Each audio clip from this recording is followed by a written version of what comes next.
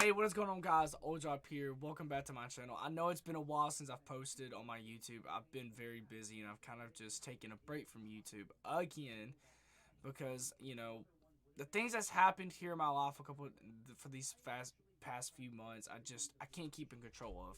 So I'm having to kind of put YouTube off to the side, and then Twitch, which I stream on YouTube and Twitch, but I'm having to put them off to the side to focus on life. And I just wanted to kind of explain to you guys what's happened and update you guys. But I'm back. I'm here. I'm still alive. I'm here. But today's video is going to be kind of different. We're going to be doing something I've never really done before. From what I know of on my channel, I've never done it before. But we're going to be reviewing the new Halloween Ends movie, the final one in the franchise in the trilogy of David Gordon Green. So, if you didn't know, I'm a big Michael Myers fan. I love the character Michael. I love the character Laurie Strode. I love him. I love the Halloween movies.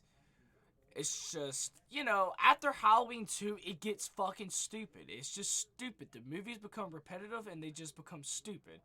And then we got introduced to Rob Zombie's shitty fucking timeline of the fucking Halloween franchise. And it was just bad. It wasn't good. It wasn't what I was expecting. And, I try to have respect for directors that make movies, but it's so hard when you take a character that you love and and you've grown up with and just fuck it up so bad. Like, you just put in a big ass pot of just trash and just shit, and you just screw it up. It's like, how do you screw it up? But we're not going to be talking about Rob Zombie's movies, his shitty 2 Halloween movies. We're talking about Halloween Kills, a divisive movie in today's genre, and some people hate it and some people love it. Like Jamie Lee Curtis said, before I review this, I'm going to mention a little bit of comments that the actors and the directors have made. They said that the final confrontation between Laurie Strode and Michael Myers is beautiful. The guy that played Michael Myers, James Hughes Courtney, he done said that it was beautiful. It was an awesome final moment between these two characters that we know and love. It was good, and it got the justice it deserved. And then not Laurie Strode, but Jamie Lee Curtis, she had such a hard time making this movie because she realized this is her final Halloween movie. And she even went on Jimmy Kimmel's show and mentioned and signed a contract saying this is her last Halloween movie. She's not making no more after this. This is the last one. She's done. She's hanging up the cape for good and just being done with the Halloween franchise. But there's a couple of scenes behind the scenes, and just you can tell how much it's affected her. These movies affected her, and she's just crying. She's upset, and just she's such an awesome actor, and we couldn't ask for a better person to play Laurie Strode because the one in fucking Rob Zombies was a shit actor for fucking Halloween. It was bad. Yeah, I got a Halloween Ends cup too. I got it when I went to the theaters. I'm trying to get it in the camera, but I'm having such a hard time. But either way, this movie they done said is divisive. That some people are gonna love it, some people are gonna hate it. And for me, I fall in the category of I love it. I don't have a problem with it. It's not one of the worst movies I've ever seen. It's not the best, but it is good. It is a good Halloween movie, and it got that final movie that it deserved justice. This franchise finally got the justice it deserved after all these years and all these rebooted timelines and all these different movies we've had. It's good. It's not a bad movie. I don't know why a lot of people hate it, and I think a lot of people hate it just because of the plot and the story. A lot of people hate it just because of the fucking characters and then just, the story and the plot. Because some of them are like, this ain't a Halloween movie. This is not Michael Myers. This is not Laurie Strode. But you know what? You got to keep in mind and reconsider. David Gordon Green, when making this movie, he wanted to go in not kind of like a different approach or a different direction, but he wanted to go in a way that the Halloween movies has not went before. When he made this movie, he wanted to kind of show that it didn't just have an effect on Laurie Strode. It didn't just, all the events of Michael Myers didn't just affect this one character. He wanted to show it affecting the whole town of Haddonfield. What their part was and how it affected them and what it did to them. It was a movie that was just trying to show how everyone's got a crazy effect on Michael Myers. I mean, I just don't understand a lot of people. And in this video, it's gonna seem like I'm bitching a lot, but I'm not. It's just I'm calling out people that I just want to know And yeah, of course, I want to know y'all's opinions too, because if you love the Halloween franchise, tell me if you loved it down below. Tell me if you think they should have went a different approach, or tell me they should have made a different movie besides this one. Because I think this movie was the last one, and I think it needs to be left alone after this. The Halloween franchise does not need to get rebooted no more. It needs to be left alone. Finally, they got something right with the Halloween franchise with a different director. And a director that actually understood the character, the story, the mystery behind Michael, his powers. Finally, we get a director that actually gives a shit about the fans. Finally, unlike the Jeepers Creepers movies, the only one in the Jeepers Creepers movies that are good is the first one. After that, it just becomes shit, and the newest one sucks ass because the people that do it, they're just like, oh, we can take this famous title and just make it, and the people are gonna come and see it just because of what the title has, and who it has involved. It's just crazy. But we're on Halloween night of 2019. We're introduced to a new character, Corey Cunningham. Corey Cunningham, he's a character we've never seen before. We've never met him before in any of the Halloween movies. And we get introduced to three more characters. Jeremy's mom and dad, and then you got Jeremy, which Jeremy is a kid that's being babysitted by Corey Cunningham himself. The mom kind of just starts talking to him about the events of Michael Myers and from 2018 and how it's affected the son Jeremy, and that the kid basically has bad dreams, nightmares, etc., and wets the bed. And she just basically tells him that, hey, here's the ground rules, what time he needs to be in bed, yada yada. Then we fast forward to Corey and Jeremy spending time in the living room watching a John Carpenter film, The Thing. It's always so cool because it's not an Easter egg, it's just like showing another one of Carpenter's films that he's made, and it's made so good into another movie that's well known and loved. But the kid's just like, he's such an asshole. He's such a dick. And it's just like, it's so bad because like, then you start feeling bad for Corey because it's like, what the fuck did he do to you? He's just here to babysit you and do his job. And the kid's like, well, I wouldn't have an ugly ass babysitter. And then it's just, they just have this interaction that's just funny. He's like, well, I wouldn't be I'm not a babysitter either way.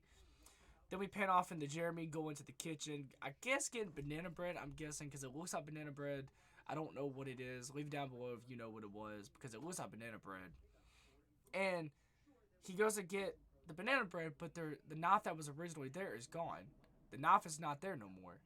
So we pan off in the Corey going back into the living room, looking for Jeremy, and then he realizes Jeremy's not there. He starts calling for Jeremy. He's like, Jeremy, Jeremy. And then there's just this light that's just knocked over. It's just, and then he picks it up, goes upstairs, and all he hears, help! Corey, help! He goes upstairs and picks up the knife, and then there's just a silhouette on the wall that it's just, I don't know if they really meant for that. I don't know. But there's a silhouette on the wall, and it just looks kind of like, it's just shaped like Michael Myers. And then you have him picking up the knife, and then the knife is the silhouette too, and it just looks so cool. And it just, to me, it brought to my attention, I was like, wow, that looks like Michael Myers is sitting there already. Don't know if that's what they was going for, but if that's what they did a good job. And then we get Corey going up into the attic of the stairs in the house. And he's like, Jeremy, where are you? Where are you, Jeremy? And then the door just fucking shuts, and then Jeremy's just like, ha ha ha, he's gonna get you, Michael's gonna get you. And then Corey just starts freaking out. He just gets put in a spiral of just freaking out, and just anxiety just starts creeping to him and just, getting to him. Then Jeremy just kicks the door in a couple 4 times, and then the door hits Jeremy in the nose, and it knocks him over the balcony of the stairs, and then that's where Jeremy's story ends. The kid dies. Parents come home, find their kid on the ground, and then the mom's screaming, what have you done? And then the movie just beautifully sequenced into the just intro. And it's such a good intro. So good. And I think they did such a good job with the whole pumpkin transition. It's so fucking cool. It was so cool for the first time for me seeing it. Even though the pumpkin intro's been there since Halloween 1978 and then Halloween 2018 and Halloween Kills, it's still so beautiful to see it. It was well done and well made. Then you got the Halloween the theme just playing, and it's just, Then we do a little, then we transition over to, oh, I forgot. Then random people started getting murdered that night. Random people turned up dead before I get into Lori. Random people just started turning up dead. A couple shot in the head, both of them with a bullet wound straight to the head. And then we pan off to Officer Hawkins. He's just like, Michael doesn't use guns. And then you have Winsy and then you have Warrior Strode standing side by side, just looking at this couple. They're just like, how did they die? Michael doesn't use guns. And then the town just goes into a frenzy again because of the fact there could be like, oh, is Michael Myers back? Is he really here? Is he gonna come back and hurt us? And then we have this woman that's just dressed as the devil and she's just hanged herself. She's just sitting there hanging on the edge of her roof. And then that's just, you know, it kind of just sends the town to a frenzy trying to figure out what's going on and who killed these people and why it happened. Then we make it to Lori. She's writing a memoir about her life on Haddonfield and how it's affected her, of the Michael Myers stories. And she's just writing about everything that's happened to her in Haddonfield. And it's so well done too, may I add, because it kind of just, it shows all the old scenes of the Halloween 1978 movie. And then you got Halloween 2018, then you got Halloween Kills. And it kind of just does if you didn't watch the last two, if you're just now watching this one, it kind of just catches you up on what's happened in the story of Halloween. It just catches you up and it just refreshes your memory. And it just lets you know that this happened, and then if you have questions about how did Michael's mask get burnt, it just shows it. It just lets you know. It tells you. And keep in mind that the Myers house has been destroyed in this movie, so there is no Myers house no more. The house itself has been destroyed, and it's gone. Take a sip of my fucking Michael Myers cup.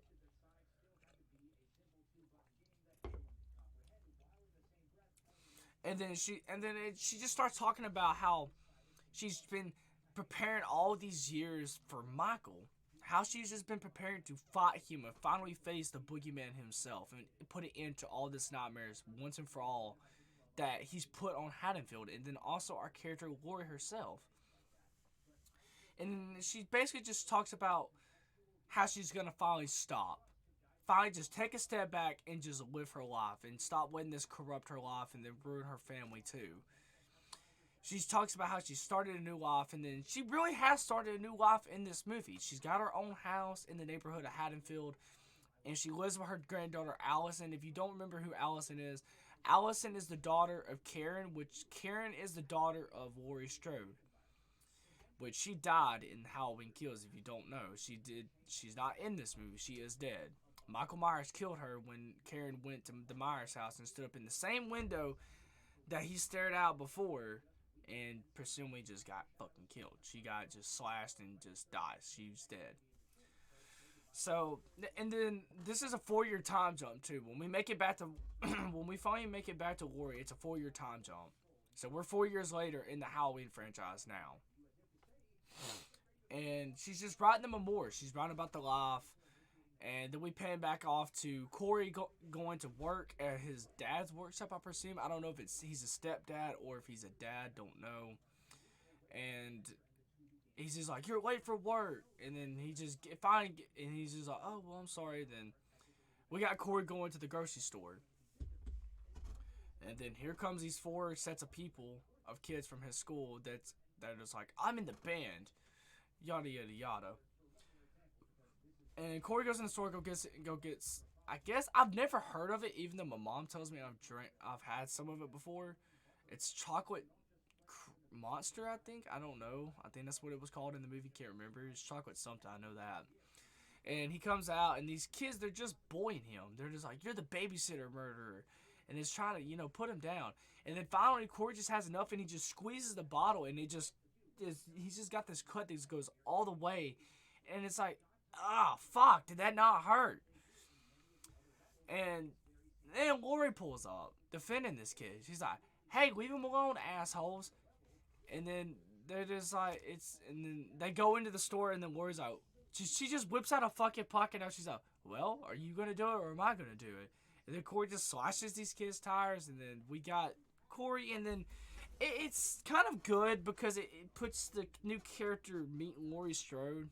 And Laurie, in this movie, they've talked about in the description of this movie, saying that Laurie's trying to defend him. Laurie's trying to help him get through these hard times, because I guess she can kind of say she's been there before, I guess you could say, because she was in his path before, but survived.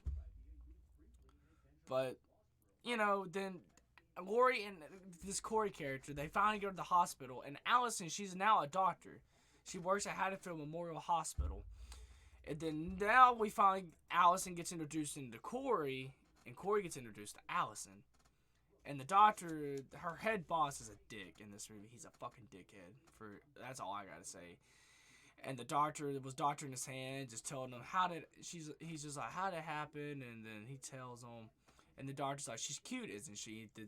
They just both freak the fuck out. They just both freak out. Allison and Corey both just freak the fuck out.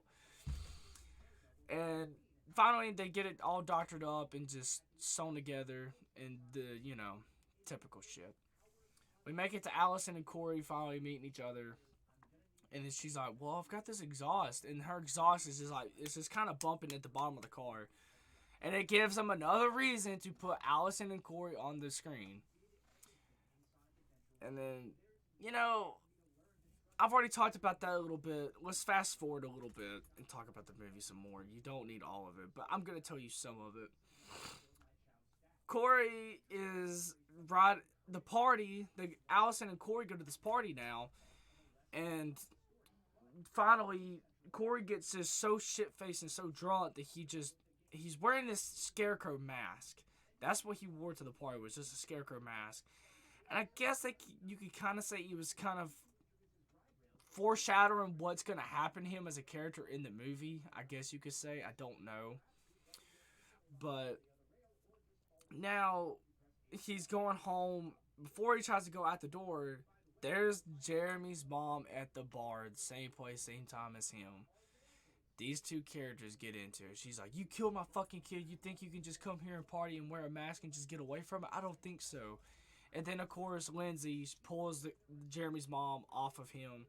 And then Corey just goes outside, pissed off, storms off. Nearly gets himself hit by a car, like a dumb character. And Allison, is just trying to be there for him as a character. And Jeremy just, it's all your fucking fault. You think you just brought me here knowing she was gonna be here and what was gonna happen. And he's like, well, stop trying to save me. Everyone knows you as a survivor of Michael Myers. And she's like, what the hell are you talking about? And he kind of just uses that whole, you're a survivor, that's why everyone likes you, but they don't like me because I'm the babysitter, and that's what they call me. And that's basically what happened. Gets up on the bridge, boys find him, Corey tries to stand up for himself, and he kind of takes an ass whooping a little bit. Corey gets thrown off a bridge, and we're just panned off with this fucking homeless guy collecting, does not even collecting shit. The homeless guy's just sitting there in the fire, just enjoying himself, warming up. And we just see Corey slowly being dragged into the sewers. So then we kind of figure out, oh, this is where Michael Myers has been all these years. This is where he's been hiding out ever since the events of Halloween Kills. Then Corey kind of wakes up, and finally he tries to go out, and Michael just grabs him by the throat, and then there's just a reflection of Michael Myers' eyes on the Corey. It's like Michael could kind of see himself in Corey. Like he could feel like this connection, like he's like, oh, we're the same. Everyone, we're just the same. That's how we are. And then Michael just lets him go, and then this is where kind of the divisive place kind of just comes into play. A lot of people's like, Michael wouldn't have let him go. Michael would have killed him. He would have not let him go. And that's kind of what the homeless man outside was waiting for him. The homeless man was waiting for Corey. He's like, Michael doesn't let people go. He's like, Michael brings people into these sewers and he kills them. And they never are seen again. So he's been still killing during this time of him being absent in the movie. He's been killing people. And the homeless guy's like, go back in there and give me that fucking mask. I'm Michael Myers. And Corey kills him. Then it kind of sends Corey down a viral path, a bad path of Michael Myers. Because a lot of people thought, and for myself, I will say this, I thought Michael Myers was putting his, I guess you could kind of say, powers or soul into Corey slowly. Because that's what the movie was kind of like. When they did the whole reflection, the mask on the Corey's eyes, that's kind of what it looked like. That's what it felt like. It felt like, oh shit, he's becoming Michael Myers now. He's getting the powers of Michael. But the movie goes in a different direction, and thank God it does. And so Corey goes back home, washes up and shit, and this is where shit gets real, and this is where shit gets serious. After this happens, he goes back to Laurie Strode's home, and Laurie's just sitting there typing away, writing a memoir, trying to finish it up. And she looks out the window, and he's just creeping behind a bush. It's kind of like a throwback in the Easter egg from the 1978 film Halloween. It's kind of a throwback of Michael stalking in the Laurie's backyard, just watching her from the old film. And she kind of just freaks out. She just freaks out. She goes downstairs, walks outside to see if he's there, and he's not there. And Corey's just standing behind her and scares her, and he's like, "Oh, I didn't mean to scare you." And then you can kind of feel that she's frightened by this. She's just frightened by Corey. She is scared to death of Corey. There's something about Corey that like just makes her feel weird. It makes her feel scared, and it makes her nervous. He's like, "Oh, I just came to meet your daughter, Allison." And then he kind of just apologizes for the way he was as a dick at the party. Fast forward.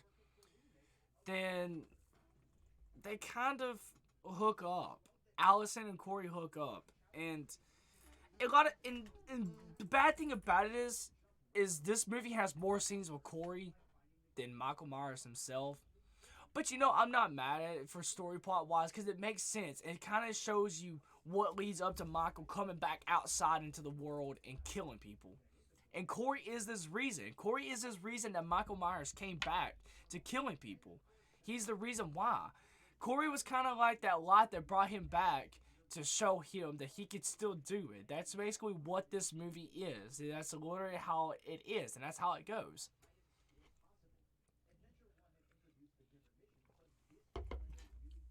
But now Corey is killing people. And his first kill is, I guess you want to kind of say it's Allison's ex-boyfriend. He's a sheriff for the Haddonfield police, and him and Corey kind of get into it at a restaurant because Allison's there, and the sheriff's kind of trying to put himself on Allison, and Corey finally just has enough of it, and he's like, "Hey, back the fuck up and quit." And then Corey just does this like whole little looking towards him like Michael, and this freaks the sheriff out. It freaks him out so bad. And then his little buddies at the table's like, "You gonna take this shit?" He's like, "No, I got something planned." So then Corey leads this guy, the sheriff, back to the sewers. And keep in mind that the homeless guy that was there originally saying, "Oh, I'm Michael Myers, he's dead." And Corey just stashes him over into a tent. And the sheriff finds the homeless guy. He just opens up the tent. He's like, "Oh God, what the hell?" And here comes Corey out of nowhere taking the jacket, trying to suffocate him. And then the sheriff kind of beats the hell out of Corey a little bit. And then Corey just finally gets free and takes off into the sewer and starts laughing. In this movie, and in this part of this movie, I got to say, the cinematography is so well done and so beautiful. And the atmosphere of this scene is it's creepy and it's so good. It's well done. David Gordon Green did such a good job with this scene, and I must admit, it's well done. It's past the word well done. And the sheriff basically makes it into there trying to find Corey, and he goes, "Everyone, I don't forgive you. You are the babysitter murderer. You did it on purpose. This is who you are." Kind of like trying to just startle him and taunt him, and he just has a flashlight looking into the darkness, and then his back is turned to Michael. Michael's just in the shadows. He's just lingering in the shadows just like this. He's just lingering in the shadows. And it's such a well done scene. It's so good. I don't know how to describe it. It's so cool. He was just lingering in the shadows, and then as Corey in the background, that just comes in the scene. And there's Corey just sitting there smiling in the background. Corey jumps him, I think, from what I remember. It was either Corey or Michael.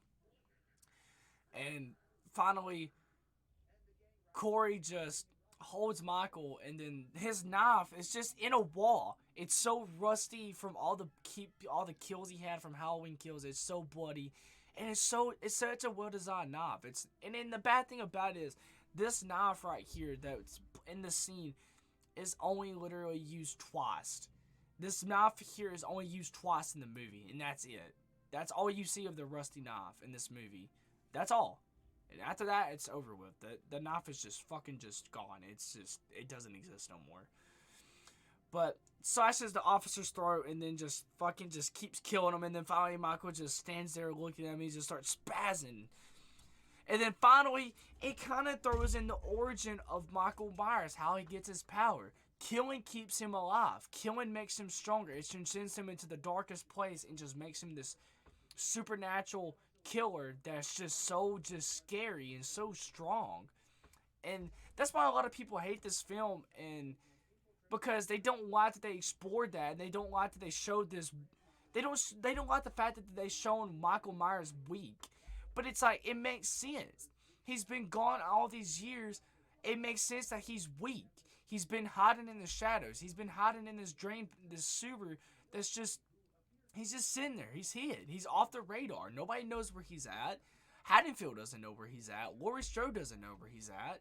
Nobody does until Corey arrives. Corey's the only one that knows where he's at now.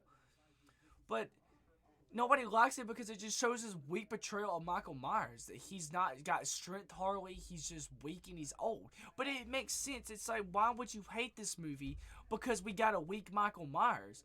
It makes sense. It fits into the story. It fits into the plot of this whole entire movie. You can't be mad because they went a different direction to what we're used to. You can't be upset or mad about that. I mean, you can, but if you use your head and use common sense, it makes sense why they went this direction and this path. That's my only problem with the fans. You can't make everyone happy. You can't. It's just not possible.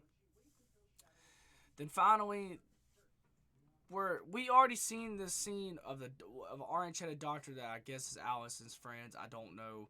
And then you got the head doctor. They're getting it on. They're kind of a couple.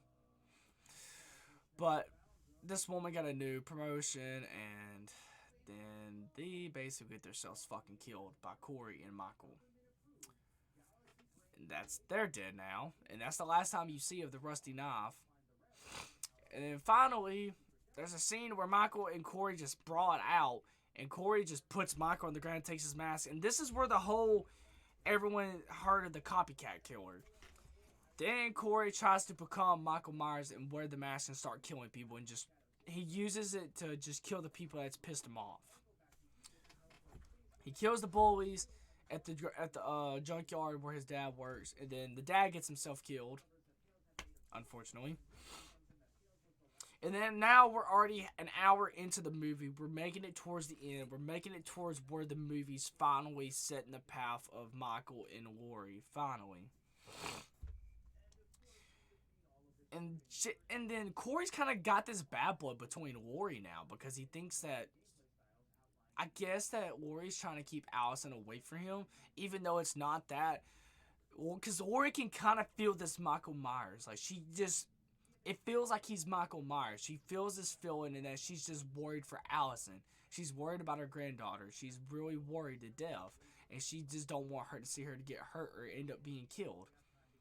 So but Corey wears the mask, and then we finally make it to, oh, I forgot. He even goes, then Allison and Corey, they go to the DJ, they go to this place that's kind of like, I guess, a radio tower or whatever, and they jump down, yada, yada, yada, and there comes the actual person. He's like, what the fuck you doing here? He goes, oh, I know who the fuck you are, you're Corey. And then Allison comes into the scene. He's like, oh, I know who you are, too. You're that little psychotic granddaughter's woman. And then that basically sets Corey going, oh, well, I'm killing you next. You're my next fucking victim. And that's literally what happens. He becomes Corey's next victim that he kills. He goes up into the studio, and there's this blonde-headed woman, and there's the guy he's got the headphones on. He can't hear. And then it just shows a background of Corey just bashing this blonde-headed woman's head into the wall. That's all you see is just that. Bobby makes it into that scene of killing him, and he just bashes him, and his jaws is open, his tongue hanging out. He cuts his tongue off. It is such a brutal fucking kill. It's so good. It's so beautiful. And I know that sounds like I'm a psychopath for saying that, but it's not. It's just a minor cinematography and how long that probably took.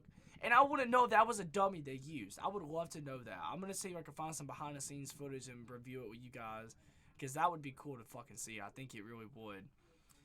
And then we finally make it into Corey going to Laurie Strode's home. Laurie kind of prepares herself because, well, it's not even that she prepares herself. She kind of, I guess you could say that she actually did because she felt like he was coming for her. She had this feeling and this connection between Corey that she felt like he was Michael. She seen Michael when she looked into his eyes. She could feel that connection. And she calls the police and she said, I would like to report a suicide. And then this leads the characters into thinking, oh god, she's gonna kill herself? What the fuck? No, wrong. Plot twist.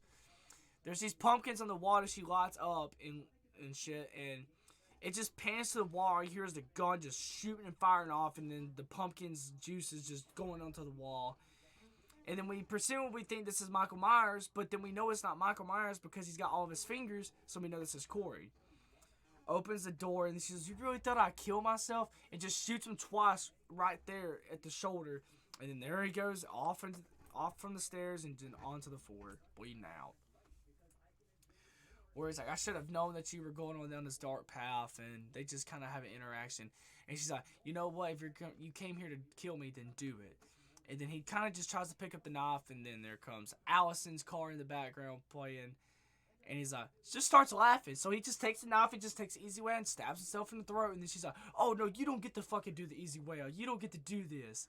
Allison comes in, and then she starts freaking out because she sees the knife in Lori's hand, so she thinks that, oh shit, she killed Corey. She killed my only happiness, and that's kind of what happened. They kind of have a confrontation. She's like, you killed my only happiness, now I'm getting out of here. And then Lori's kind of just crying upset, because she feels like she lost her granddaughter and her only family. Then she sits down on this wall near the hallway of Corey's body, and it pans off. The camera shows a door opened, and this is finally Michael Myers coming into play. Michael comes back to take what's rightfully his, and rightfully what he owns. We get a pan of him grabbing the mask with his finger. He's only got 3 fingers, so we get a pan of that of him grabbing the mask, and Corey tries to make it where Michael can't get it back, and then finally that's the end of Corey. The copycat killer is finally over. There's no more Corey after this. And this leads into the final confrontation of Laurie Strode and Michael Myers once and for all. And a lot of people hate it because the fight didn't last long. The fight just kind of played out it wasn't even 30 seconds that the fight lasted. I'm losing my voice. But a lot of people think that the fight didn't only lasted 30 seconds, but in reality, the fight didn't even last 30 seconds. It really didn't. It lasted longer than that. What more could you have wanted from the movie? And that's what David Gordon Green even said. When he made the first Halloween 2018 movie, that's the only movie he thought was going to get made. And then they got into a 2-year contract of making 2 more movies. And then they made Halloween Kills. And he's like, you know what? If I'm going to make these movies, I'm going to make it stand behind its title and make it where it makes sense why the title got what it got. Halloween Kills. We got a bunch of kills. Then you got Halloween Ends, where it all ends. Him and Laurie battle it out. And finally, during this fight sequence, Laurie's just in the storage. She's just hiding from Michael. And there's just this thing in the background just hitting against the wall. And then you got the microwave cooking something. And Michael's just walking around trying to figure out where Laurie's at. And then Laurie finally just holds whatever's hitting the wall. And then Michael's like, oh shit, she's there. Then Michael tries to go for her. And then the microwave goes off. Then Laurie beats the shit out of him with the fucking damn fire extinguisher. And this is where the whole fight sequence finally begins. So then him and her battle it out. And then Michael gets a hold of Laurie. And then the sink is kind of like a disposal, like a drain disposal, where it just cuts shit up and it just throws it away. So he tries taking her hand down there, and it doesn't give the look of what she did to him in 2018, the shotgun blast. It doesn't. It kind of looks like it, but it ain't. She still got her fingers there. It just cut her up a little bit. And finally, Laurie gets a hold of the fight, and she pins him down on the table, and she literally just takes the knife and just pins him to the table. Takes the fucking refrigerator, throws it onto him, and he's just pinned. Finally, we get to see Michael Myers and what he looks like after all these years he's been hiding. Takes the mask off, and we got this. And I gotta say, it's so well done. The burnt side of his face where he got burnt in the mask, it's so well done. The attention to details is so well done, and I love it. David Gordon Green, you did such a good job with this movie. I got to say that one more time before we pan off and we end this video. But then she finally tells him that I've hid from you all these years. I've waited for you. I've tried to change you. And then she's like, this is where it ends now. And she just cuts his fucking throat open, and he's just gushing blood. It's just shooting out. And then Michael finally thinks he's gonna kill her. It's gonna be where it's just the movie just ends with both them killing each other, and the story just ended. And he grabs her by the throat, tries to choke her, and Allison comes in and she's like, no, I'm not. You thought I'd let you do this by yourself. Then she just takes Michael's arm and breaks it. And then Lori finally just cuts open his wrist and lets him bleed out even more. She stabs him in the side, and then that's going into his lungs, so now he's bleeding out for sure. So then it's finally saying that he's dead. Michael Myers is finally dead. The horror and the terrifying story of Haddonfield is over. Michael's years of terrorizing Haddonfield and Lori is done. Then Officer Hawkins makes it into the scene, and he's like, Michael Myers, and then she's like, he's dead. And then Allison, it just it zooms over to Allison, and she's like, not dead enough. They take him to the junkyard, to the meat or like, I don't know what you call it. It's kind of like a wood. Oh, it's like a woodcutter, or whatever. But y'all know what I'm talking about if you've seen the movie. And Michael's body is just being tossed around, just passed from person to person. And they put his body down finally, and we make it to Lori just standing over and looking at him and finally realizing that this is over. This is it. I don't have to be scared no more. Haddonfield don't have to be scared no more during this tradition. And his body just gets squished like a pumpkin in a watermelon. That's just basically all I can say. There's nothing beautiful that happens. But the scene is beautiful, and it's well done and well shot. And then that's basically just end of Michael Myers. That's it. No more Michael Myers. That's where his story ends. And then we make it to Lori. Allison finally leaves Haddonfield. She gets to leave. She gets to start a new life and a new journey of her chapter of her life. She gets to start over and start fresh. So she does. And then we get basically Lori finishing her memoir. She finally finished it at the end of the movie. It's over. It's done with. Then we pan down to Officer Hawkins bringing food to Lori and dropping it off, and then trying to walk away. And then Lori makes it down, and they both talk, and then the movie's just over. It just pans her all. It just shows certain scenes of the house of what happened, like the kitchen scene where her and Michael Myers battled it out together. The hallway where Corey died. And then it makes it upstairs where she was writing her memoir, and there's Michael's mask. And then if you listen closely, if you have to literally be listening so close and have to be paying attention, you hear breathing, and the movie just ends. That's it. So it kind of leads to speculations that there's probably going to be another Halloween movie, but probably not. It might have been just, because she said that, evil takes a new shape. And that's kind of, I guess, would fall into the play of that ending scene, I guess. I don't know, but that's the end of Halloween Ends. So here's the review. Here's the review part. I give it a 9 out of 10. I think it was well done, and I think the script was well done. I don't think this movie was rushed, and I don't certainly believe that it's the worst Halloween movie of all time. If there's any Halloween movies that fucking suck ass the worst, it's literally Halloween 3, Season of the Witch, 4, 5, and then 6, and then you got Rob Zombie's Halloween 1 and then 2. All those movies suck. I don't like them. I don't like the stories of Michael Myers that they portrayed, because it's not Michael Myers. It doesn't feel like a Michael Myers movie, and it doesn't feel like the story we deserve. It's just not it. So, I will say that the movie is worth watching if you're a big fan of the Halloween franchise and you like Halloween 2018 and Halloween Kills. You'll definitely like this one. If you're a big fan and, you kind of understand the plot and you understand the story and then the way they went. Now, am I upset about the fact that Corey Cunningham was basically the star of the show of this movie? No. But I do understand the reason why they did it. I understand fully why they went this direction. It makes sense. It made the story what it was, and it made it make just sense. I mean, what else can you say about that shit? I mean, seriously. But Anyway, we're at 39 minutes, almost at 40 minutes, but I'm just going to say that I'm glad that Worry and Michael Myers' story has finally come to an end. It needed to come to an end, and it finally did. The story was well done. And David Gordon Green, thank you for giving Michael Myers a new life and then just everything. Thank you for giving this character the story in the ending it deserved. And let me know, and all you guys down below, let me know down in the comment section down below what you guys think about the movie. Do you hate it? Do you love it? Do you think it's the worst? And do you think I should keep stuff like this going? Do you think I should do more reviews about movies? Because this is my first time, and I don't know how it's going to go, so it could go good, it could go bad, who knows. But I will say that, for the most part, to all you people that's still here, thank you for sticking around, and thank you for still being subscribed, and, just being awesome and being yourself. Thanks for being a part of my journey in my life, and just, even though this is kind of like a part-time thing, just thank you for supporting me and just still being here. It means the world to me. Even though, my equipment's shit, my camera's shit, but you still stick around and it means the world.